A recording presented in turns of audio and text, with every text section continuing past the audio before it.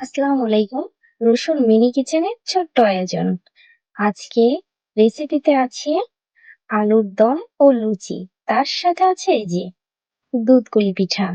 আয়োজন শেষ, রান্না শেষ, এখন শুধু খাবার পালা। আপনারা মনে করেন যেগুলো রান্না হওয়ার পরে বোধহয় আমরা খাই না, কিন্তু যে না, এটা খাওয়াই হয়। এটা খুব যত্ন সহকারে তৈরি করা হয়েছে।